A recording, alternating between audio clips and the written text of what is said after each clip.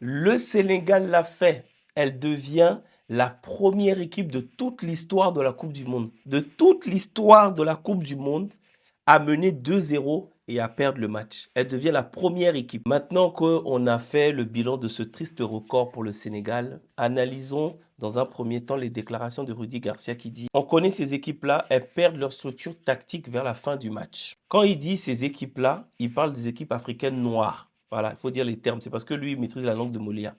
Mais quand vous regardez, ce qu'il dit n'est pas très différent de ce que disait Bogdanovic. Je ne suis pas raciste, mais les joueurs noirs n'ont pas la concentration pour tenir plus de 60 à 80 minutes.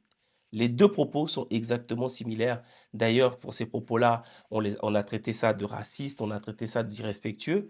Ok, moi-même, il y a quelques jours, je déclarais ça. Pourquoi on n'arrive pas à avoir le mental pour aller au bout des matchs quand la pression devient trop forte? C'est seulement cette qualité mentale que doivent travailler les joueurs africains face à des joueurs européens ou sud-américains si un jour un pays africain veut gagner la Coupe du Monde. Quand tu regardes les déclarations, en fait, tu te rends compte que ce qu'on dit est exactement la même chose. Nous n'avons pas le mental. Comment tu peux expliquer ce qui s'est passé hier? Maintenant on s'est tous offusqués et qu'on est tous frustrés de ce qui se passe, on va analyser les défaites. L'Afrique du Sud, ça ne m'a pas fait mal. Ils perdent à la 90e minute. La Côte d'Ivoire perd 2-1 après avoir égalisé à la 74e et après avoir laissé Hollande à la 86e marquer et les éliminer. Le Congo menait les débats et finalement finit par perdre 2-1. Le Sénégal gagnait 2-0 jusqu'à la 85e minute ou 86e minute et perd le match 3-2. Comment expliquer ça si ce n'est pas le mental? Est-ce qu'on peut donner tort à Rudy Garcia et est-ce qu'on peut donner tort à Bogdanovic, même si ses propos sont scandaleux, outreux et racistes? Le constat, il est là en fait. Le constat, il est dur. Si ce n'est pas les joueurs, c'est le staff. Si ce n'est pas le staff, c'est les joueurs.